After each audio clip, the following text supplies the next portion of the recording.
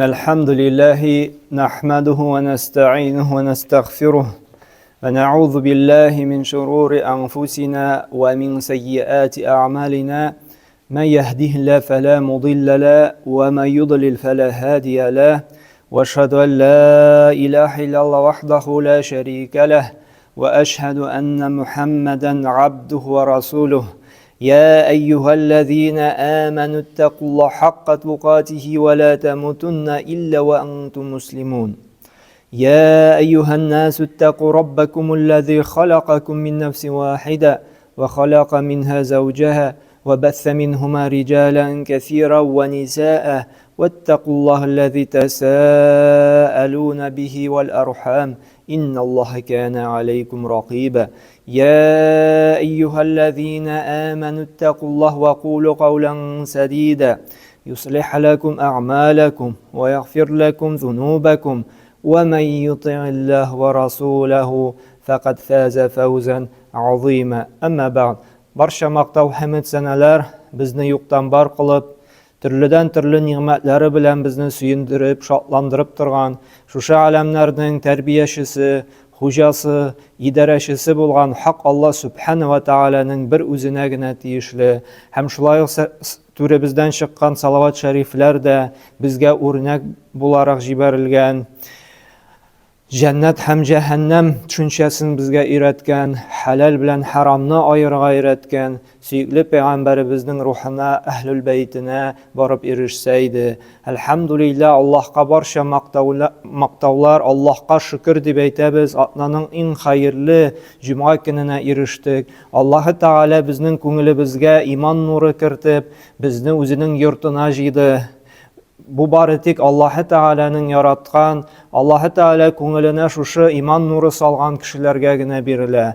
Һәм без шушы көндә җыелдык Аллаһы Тааляны зикр итәргә, Раббыбыз турында сөйләшергә, вагазланырга. Шушы көндә, шушы мөбарәк хәерле көндә иң беренче үземне, аннан соң сезне тақвалыкка чакырам. Чөнки тақва булганда гына бу дөньяда да һәм ахирәттә дә уңышка ирешеп була.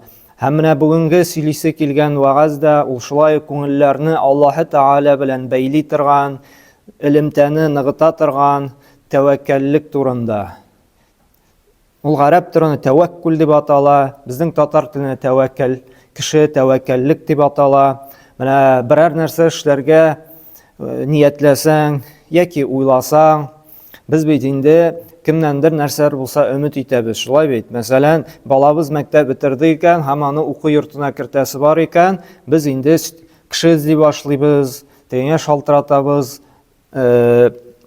моннан сорашабыз, һәм берәр туганыбыз диек яки дустыбыз, берәр белгән кеше инде ярар борчылма, шушы теләгән җиргә керерсез, мин сөйләштем инде дисәк, без нишлибез? Шушы кешегә таянабыз, шушы кешедән өмет итәбез. Шушы яхшы урында эшли, ул сөйләште инде, ул була инде дип, шушы балабызның укырга керүе безнең кала өмет итү кемнән? Шушы кешедән, шушы туганыбыздан.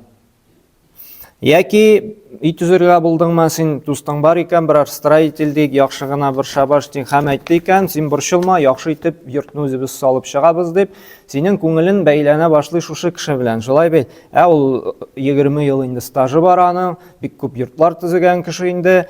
Ярар, аңа таянам, аңа ышанам, аннан өмет итәм дип, синең күңелең бәйләнә шушы кеше белән. Шулай бит, син тәвәккәл кылган буласың шушы кешегә. Yani ümit итәсең нәтиҗәне шушы кешедән. Әмма хакыйкый мөмин кеше кемне генә сәбәпче итеп алмасын, нинди генә эш эшләгәндә, ул кешедән ümit итәргә һәм ул кешегә тәвәккәл кылырга тиеш түгел җәмәгать. Әйе сәбәбен кыла, әйе ярдәмен сорый, әйе эшен аңа тапшыра. Әмма нәтиҗәне ул барыбер хәерле нәтиҗә булсын дип ул Аллаһтан көтәргә тиеш һәм Аллаһтан сорарга тиешле. Чөнки менә бер дустым да әйтә, кайбер вакыт бит инде дару эчеп куябыз, һәм көтәбез шушы дару безне авыртуны баса дип. Шулай бит, башыңа авырта икән, процетамол эчәсең дә, процетамол эчтем инде, тазарам, баш авыртуы бетә дип. Шулай бит, кайбер вакыт йөрибез. Но кайбер вакыт баш авыртуы китми. Вроде эчтең, но нәтиҗә юк. Шулай бит. Бер дустым да әйтә, менә нинди генә дару эчмәдем инде ди, һаман файдасы юк, һаман тазара алмыйм ди, һаман авырту шир бетми ди. Кайбер вакытта әйткәнемчә, дустың да, дядяларың да сөйләште, но балаңны укырга кертә алмады. Шулай бит, төрле сәбәпләр белән. Я сөйләшкән дустын утыртып куялар, я уволить итәләр, яки башка сәбәпләр чыга, яки син шандырган строительдә ине алына, төзеп бетерә алмый, проблемалар чыгып, я авырып китә, я башка мәшәкатьләр чыгып калдырып китә. Ягъни нәтиҗә булмый. Менә Аллаһ Тәгалә шушы нәтиҗәләрне кайбер вакытта бирми безгә, нәрсә өчен? Кешегә тәвәккәллек кылмасыннар өчен, кеше белән күңелне бәйләмәс өчен, нәтиҗәне кешедән көтмәс өчен. Шуңа күрә җәмәгать нинди генә эшкә алынсак та, безгә таянырга кирәк Аллаһка. Безгә өмет итәргә кирәк хәерле нәтиҗәне Аллаһтан. Раббым, шушы кешене сәбәпче итеп алдым, шушы эшемдә миңа хәерле нәтиҗәләрне бирсәң дип, тулысынча кешегә тапшырып түгел. Чөнки Алла Субхана ва Тааля да менә Коръәндә әйтә, берәр эшкә тотынырга булсаң, сәүдә башлыйсыңмы син? Анда берәр сәфәргә ниятләдеңме син? Яки ит үзергә булдыңмы син? Анда намазга басырга булдыңмы син? Берәр яңа һөнәр өйрәнергә булдыңмы син? Аллаһ Субхана ва Тааля нәрсәдә Гимран сүрәсенең 159 аятында فَإِذَا عَزَمْتَ فَتَوَكَّلْ عَلَى اللَّهِ إِنَّ اللَّهَ يُحِبُّ الْمُتَوَكِّلِينَ ди. Әгәр инде ди берәр эш эшләргә карар кылсаң ди, син ди Аллаһка тапшырып тәвәккәллә ди. Син шушы эшеңне Аллаһка тапшыр ди. Нинди генә нәтиҗә булмасын, Раббым сиңа тапшырам, бөтен нәтиҗә синнән генә өмет итәм, хәерлесендә һәм хәерсезендә. Бары тик син беләсең, нәрсә миңа хәерле, нәрсә миңа хәерсез. Һәм Аллаһ Тәгалә әйтә, дөрестлектә Аллаһ үзенә тәвәккәллек кылучыларны ди ярата ди. Менә бу тәвәккәллек нәрсә? Мәсәлән, син эшеңне тапшырдың Аллаһка. Менә бер эш эшләргә булдың ди. Әйтик, берәр яңа сәүдә башларга. Тапшырдың, Раббым, сиңа тәвәккәлләп, хөкемен башта белештең инде, бу эш хәләлме, хараммы, хәләл икәнен белдең икән. Син, Раббым, хәләл кәсеп, гаиләмне туендыра, шушы эшне башларга сиңа тапшырдым, бар нәтиҗәдә синнән ди. Башладың, Аллаһка тапшырдың, Аллаһка тапшырдың икән, син беләсең, нинди генә нәтиҗә булмасын, Аллаһ сиңа хәерлесен бирәчәк. Әгәр дә Аллаһка тапшырдың. Шуңа күрә эшең барып чыкмый икән, клиентлар килми ди, шулай бит кирем килми. Син беләсең, син тәвәккәлләдең кемгә? Тапшырдың Аллаһка шушы эшеңне. Һәм булып чыкмаса да, син кайгырмыйсың, чөнкелеккә бирелмисең, чөнки син Аллаһка тапшырдың, Аллаһ сиңа нәрсә хәерлесен белә. Димәк, бу кәсептә, бу эштә сиңа хәерлек юк. Шуңа күрә Аллаһ Тәгалә сиңа бирми. Аллаһ Тәгалә белә. Әгәр дә шушы эштән ашкан булса, сиңа башка проблемалар килеп туырга мөмкин. Кайбер кешеләр белән анда көндәшчеләрең туырга мөмкин, шулай бит, конкурентларың, душманнар, һәм Аллаһ Тәгалә сине бу эштән алмакчы була. Яки Аллаһ Тәгалә сиңа шушындай вакытлы сынаулар биреп, ниндидер тәҗрибә, ниндидер гыйлем бирмәкче була. Чөнки бит эш бармый икән, без эзләнәбез, яңа төрле алымнар кулланабыз, башка төрле кәсеп юлын эзли башлыйбыз, һәм шуның белән яңа гыйлем, яңа танышулар, яңа тәҗрибә туплыйбыз, шулай бит. Шуңа күрә, менә нәрсә генә эшләсәң дә Аллаһка тәвәккәллисең икән, син ахыргы нәтиҗәдә кайгырмыйсың, чөнки бу нәтиҗәне Аллаһ бирә. Менә бит кайбер вакытта без кайбер дустыбызга ышанып, берәр эшебезне тапшырабыз да, булып чыкмаса кайгырабыз. Менә нинди дустымы, нинди якыны дип, аннары кәефебез кырыла, шулай бит. Ни өчен? Чөнки без Аллаһка тәвәккәлләмәдек, шушы дустыбызга, шушы кешегә таянган идек. Һәм шул сәбәпле безне ахыр шиктән инде кайгы хәсрәт баса, күңелебезне тынгысызлык били. Ни сәбәпле? Чөнки без эшебезне шушы кешегә тапшырганга күрә. Шуңа күрә җәмәгать, Аллаһка тапшырдың икән, син кайгырма. Куллар күтәреп, Раббым, сиңа тәвәккәлләп тотындым, бөтен хәерле нәтиҗә синнән икән дип нәрсә генә булса да, Аллаһ Тәгаләдән була икән, син кайгырма. Чөнки Аллаһ белә сиңа нәрсә хәерле, нәрсә хәерсез.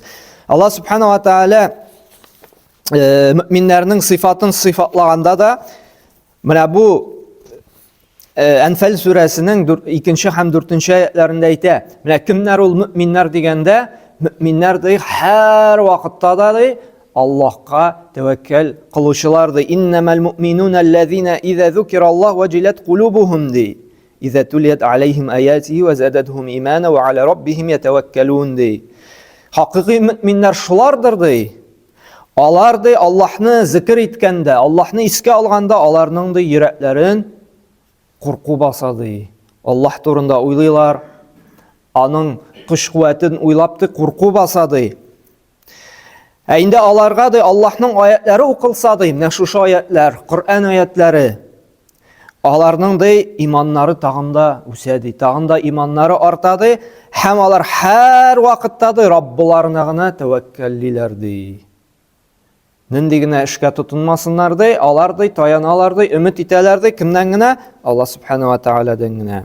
Һәм Аллаһ таала шулай ук Ниса сүрәсенең 81 аятында әйтә: "Ва таваккал алаллаһи ва кафа биллаһи вакила" ди. Һәм Аллаһка гына тәвәккәлләде, аңа гына таянды, аңа гына ышанды, аннан гына өмет итте. Иң яхшы яклаучы, саклаучы һәм ярдәмче ди, вакил буларак Аллаһ җитәдер ди. Нәзите күпме тормышта сынаулар булды шулай бит. Ниндидер эшне, ниндидер берәр гамәлне кешегә тапшырдык, һәм ул эш килеп чыкмады. Шулай бит күпме булды. Кеше күпме генә тапшырма, ул бербернең изяны бар. Нинди генә эшкә алынса да, я ул аны әйдә ярый дип эшли, яки ул аны гомумән оныта, яки ул кеше авырып китә, яки юл фаҗигасына чирый. Шуңа күрә бер эшне дә таянырга кешегә ярамый, таянырга кирәк Аллаһка. Әйе, ярдәм сорарга, сәбәп кылырга ярый. Аллаһ субхана ва тааля да менә Пәйгамбер саллаллаһу алейхи ва саллям да әйтте бит. Тәвәккәллек ул булырга тиеш сәбәп аша. Мәсәлән, нәтиҗә булсын өчен, тамак туйсын өчен без бит инде Аллаһка тәвәккәллибез ризык ашар алдыннан. Шулай бит. Раббым, сиңа тәвәккәлләп шушы ризыкны ашыйм дип. Но тамак туймыймы? Опять кемнән тора? Нәтиҗә Аллаһ субхана ва тааладан. Кайбер вакытта бит инде шуңхатлык теге 2 талинка плов ашап куясың, всё, мен инде 1-2 көн ашамасаң да була. Ну шунсы гаҗәеп, тагын 3 сәгатьтән ашыйсы килә. Вроде 2 плов ашадың, шулай бит. Нәрсә ни сәбәпле? Или бисмилла әйтмәдең син, или Аллаһ тааладан шушы ризыкта бәрәкәт сорамадың. Кайбер вакытта бисмиллаларыңны әйтеп, шулай бит, Раббым, шушы ризык белән тукланып, бәрәкәтле ризыклар булсыны, тагын да көч-куәт биреп, эшләргә, гаиләмә халал ризык алып кайтырга ярар иде дип, иртә белән бер чокыр чәй генә эчеп китәсен, 1-2 батонга май ягып, 2 көне буе йөреп керәсең, шулай бит. Ашысы да килми, эштә эшләнә. Нәрсә? Опять бәрәкәт, опять тәвәккәллек. Кемгә тәвәккәлләп, кемгә ышанып шушы эшеңне эшләдең. Шуңа күрә Пәйгамбер саллаллаһу алейхи ва саллям әйтә: "Ихриз аля ма янфау", файдалы эштә ди тырышлык күрсәтте. Сәбәп кылырга куша. "Вастаин билла", Аллаһ тааладан ярдәм сора, "ва ла та'җизанна", һәм ялкауланып, сәбәп кылмыйча ятма ди. Тәвәккәллек сәбәп аша җәмәгать. Умар радиллаһу анһу бер вакыт мәчеттә эшләмичә яткан кешеләрне күрә. Нишәп ятасыз ди, нишәп сез кәсеп итмисез, эшләмисез ди. Бездә Аллаһка тәвәккәл кылучылар ди. Ягъни Аллаһка тәвәккәл кылсаң, ризык килә дип көтеп ятучылар. Умар радиллаһу анһу мәчеттән куып чыгара бу кешеләрне, нәрсә ди? Тәвәккәллек ул ди, сәбәп аша, эш аша, гамәл аша. Ул бит инде любой эштә нәтиҗә булсын өчен Аллаһ Тәгалә безгә сәбәп кылырга куша, шулай бит. Мәсәлән, кеше кияүгә чыкмыйча яки өйләнмичә бала көтеп йөри икән, мен Аллаһка тәвәккәләдем, Аллаһ вакыты җиткәч үзе бирде. Бирмәй бит, шулай бит. Син никахлашып, гаилә кырганда гына Аллаһ Тәгалә сиңа бала бирә. Менә тәвәккәллек булырга тиеш сәбәп аша. Пәйгамбер саллаллаһу алейхи ва саллям да әйтте бит. Бер кеше килә дә ничек дөресте диясе турында. Диямне шыкындырыйм да Аллаһка тәвәккәл кылыйммы ди, яки дияне башта бәйләп куйыммы ди, аннары тәвәккәл кылыйммы ди. Чөнки бит инде кайбер кеше аңларга мөмкин. Аллаһ та тили икән, диям минем адашмаячак, югалмаячак, качмаячак, шулай бит? Кайбер кеше аңларга мөмкин тәвәккәллек шул, чынлап торып инану дип. Пәйгамбер саллаллаху юк ди, син башта ди диеңне бәйләп куйды, ул качмасын өчен. Аннары Аллаһка тәвәккәл кылды, шушы дия, шушы бауны үзеп, чыгып, качып китмәсен дип. Ягъни сәбәп кылырга куша. Юлда барганда да без бит инде юл кагыйдәләрен нитәбез? Кулланабыз ди. Biz bitin стречкадан бармыйбыз, Аллаһ Тәгаләгә тәвәккәлләдем, әгәр дә миңа язган икән, мин барыбер аварияга очрамыйм. Юк, без сәбәбен кылабыз, шулай бит? Анда куелган скорость белән барабыз, вакытында басып туктыйбыз. Ягъни сәбәп. Кайбер кешеләр менә бу мөмкиндә дә инде бигрәк тә яшьләрдә бар ул, Аллаһка тәвәккәлләдек булыр әле. Сәбәп кылмый, эш эшләми, вакыты җиткәч булыр әле дип. Юк, сәбәп кирәк, эш кирәк. Чөнки Пәйгамбер саллаллаху алейхи ва саллям икенче бер хадисендә әйтте, нәрсә диде? Тирмизи җыентында килә торган хадистә. Лау аннакум кунтум таваккалуна ала Аллаһ хакка таваккулихи لا رزقتم كما ترزق طير تغدو حماصا وتروح بطانا دي. Әгәр дә сез хакыйкый тәвәккәллек белән тәвәккәлләсәгез иде ди Аллаһ Тәгаләгә ди.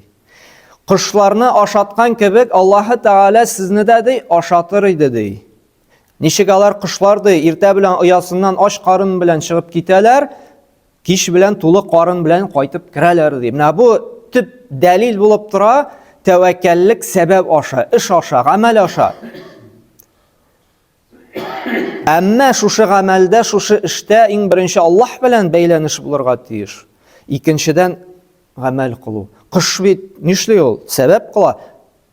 Раббым ризыкландырыр әле, Раббым хәерле ризык табырга насыйп әйләр әле диде, уясыннан чыгып китә һәм нишли? Теге агачка конып карый, монда төшеп карый, изли. Izlənə. Həm axır şikdə bərabər rızıq taba, şulay bit. Qış günlərində də taba əli. Mənə bu mümkündə də bit, indi qaybır kişi aytəm, iş yox indi, ne yox indi, tigisi yox indi, bigərək də tigi məktəb bitirgəş, institut bitirgəş imə, qaybır bağalar ətiyəni jilkəsində yata, turu kilgən iş yox indi deyib. Үйдә ятасың икән, телефоннан гына карап, эш булмый. Әмма кышлар нишли, тигендә бара, монда бара. Син дә тигендә барса, монда эшләп карасан, син барыбер үзеңә кирәкле һөнәрне, үзеңә хуш килгән эшне барыбер табачаксың. Әгәр дә инде үйдә ятасың икән, табып булмый. Аллаһ Тәгалә бирә. Татар халкында да мәкаль бар бит, хәрәкәттә бәрәкәт ди. Хәрәкәт була икән, изләнү, хәрәкәт кылу, эшләү. Аллаһ Тәгалә бирәчәк. Шуңа күрә менә кичкенәдән балаларыбызга да эшләтеп карарга кирәк төрле эшне. Мойкада машинада юып карасын, стройкада кирпич тә ташып карасын. Үзенә кулына нәрсә ятарга аңларга тиеш ул. Бу мөмкиндә киресенчә аныкларыбызны, балаларыбызны жәллибез, баштан гына сыйпап торабыз, шулай бит. Эш кушырга куркабыз. Әгәр дә ул кичкенәдән тигене татып карамый, моны эшләп карамый икән, ул бит киләчәктә үзенә нәрсә кирәклеген аңламый. Нишләп балаңа кушмыйсың дисәң, кичкенә әле үскәч эшләр әле. Юк, кичкенәдән өйрәтергә кирәк.